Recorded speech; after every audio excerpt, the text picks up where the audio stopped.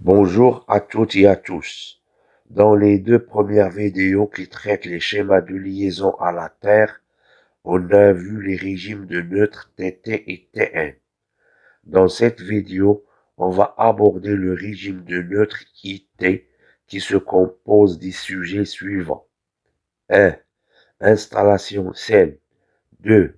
Installation avec un défaut d'isolement. 3. Protection des personnes. 4.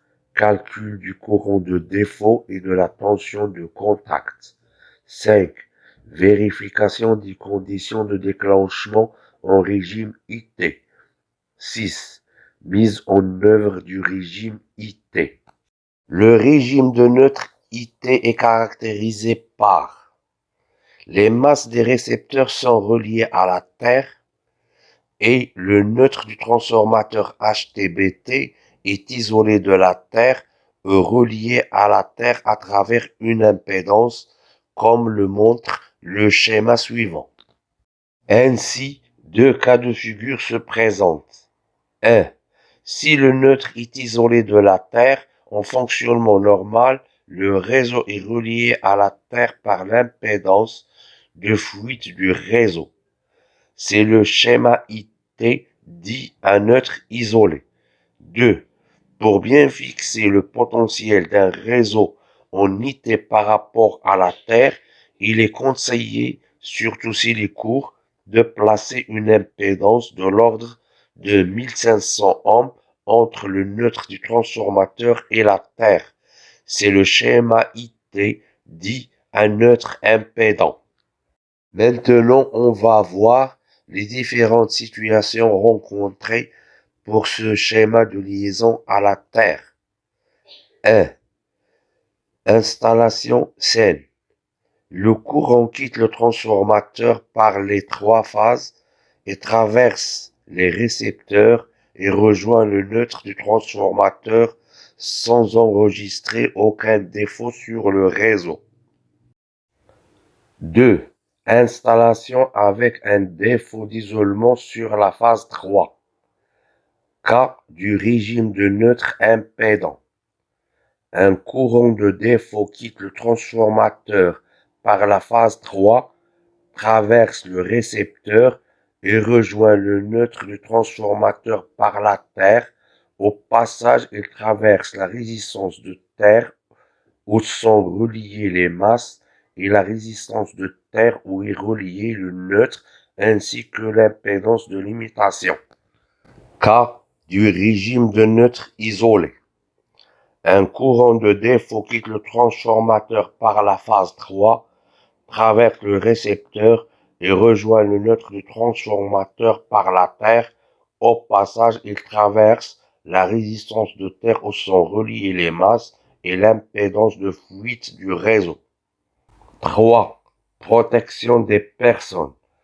Pour assurer la protection des personnes en régime IT, on utilise des dispositifs de protection contre les surintensités. La coupure automatique en schéma IT s'obtient en s'assurant que l'intensité du courant de défaut IF qui est égal à U0 sur ZS est suffisante pour solliciter les dispositifs de protection contre les surintensités, d'où la règle Imax doit être inférieure ou égale à IF avec IF et l'intensité de défaut, U0 et la tension nominale entre phase et neutre, ZS et l'impédance de la boucle de défaut qui est égale à la somme de toutes les impédances parcourues par le courant de défaut, c'est-à-dire les impédances source, conducteur actif et conducteur de protection jusqu'au point de défaut. Imax est le courant assurant le fonctionnement du dispositif de protection dont le temps spécifié avec Imax est égal à IF sur 1,2. Le 20% représente la marge d'incertitude de fonctionnement du dispositif de protection. 4. Calcul du courant de défaut et de la tension de contact. D'après la méthode conventionnelle du guide UTE C1505, la tension de contact UC et le courant de défaut IF se calculent comme suit. Quel que soit le cas, on se retrouve avec un schéma équivalent à celui du régime de neutre TT. Pour le cas du premier défaut, IF vaut 58 mA pour le neutre isolé et 123 mA pour le neutre impédant.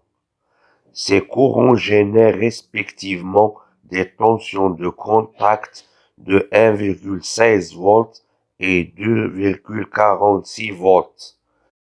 Ces tensions ne sont pas dangereuses, on ne coupe donc pas au premier défaut et le service continue. Néanmoins, ce premier défaut doit être signalé par un contrôleur permanent d'isolement et doit être recherché pour l'éliminer. Pour assurer la protection des personnes, pour le cas du double défaut en régime IT, on utilise des dispositifs de protection contre les surintensités comme en régime TN. Donc, les conditions de la protection en schéma TN s'appliquent en prenant en compte la tension convenable et une impédance de boucle conventionnelle égale ou double de celle du circuit étudié si on considère que les câbles alimentant les deux circuits ont les mêmes caractéristiques, ce qui correspond à la configuration la plus défavorable. En appliquant la méthode conventionnelle du guide UTE C1505, on doit vérifier que 1. Imax est inférieur ou égal à 0,8 U0 sur 2 fois ZS lorsque le neutre est distribué. 2. Imax est inférieur ou égal à 0 fois la tension composée que divise 2 fois ZS lorsque le neutre n'est pas distribué, avec IF et l'intensité de défaut, U0 et la tension nominale entre phase et neutre, ZS et l'impédance de boucle de défaut égale à la somme de toutes les impédances parcourues par le courant de défaut, c'est-à-dire les impédances source, conducteur actif et conducteur de protection jusqu'au point de défaut. Imax est le courant assurant le fonctionnement du dispositif de protection dans le temps spécifié, avec Imax est égal à IF que divise 1,2. Si le transformateur est en 400 volts triphasé, les câbles sont en cuivre et les départs vers les récepteurs sont constitués de 50 mètres de 35 mm² chacun.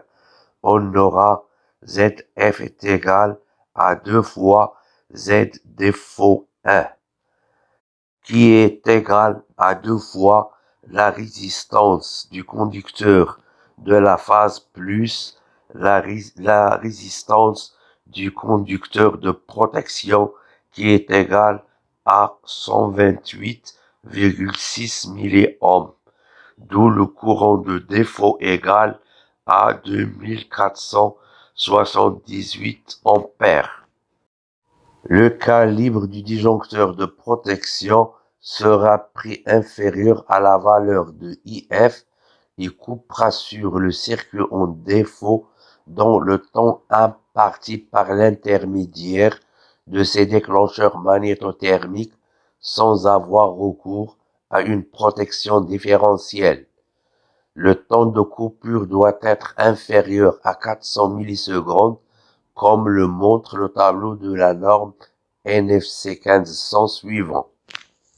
5. Vérification des conditions de déclenchement en régime IT.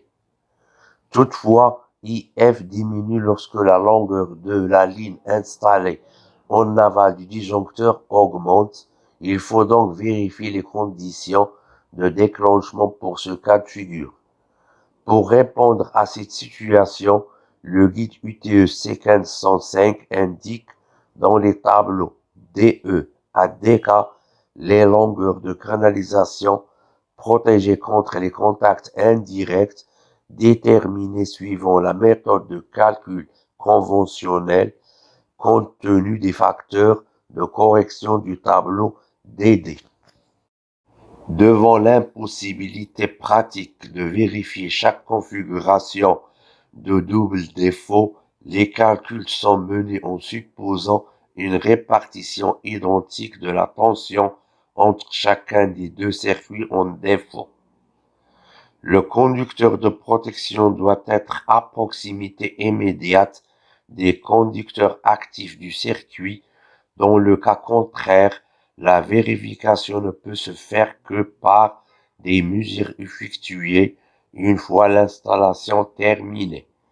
Si la longueur de la ligne installée en aval du disjoncteur devient trop importante, on peut procéder à des solutions optimisées tout en restant conforme aux normes en vigueur.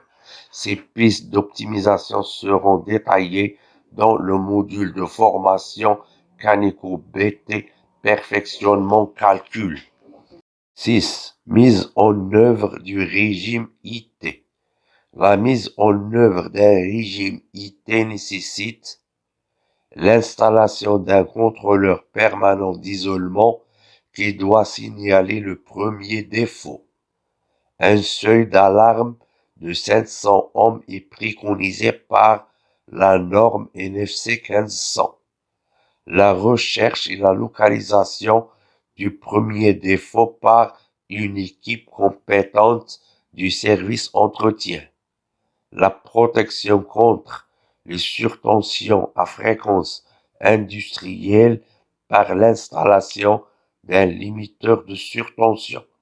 Le déclenchement par dispositif de coupure automatique au deuxième défaut.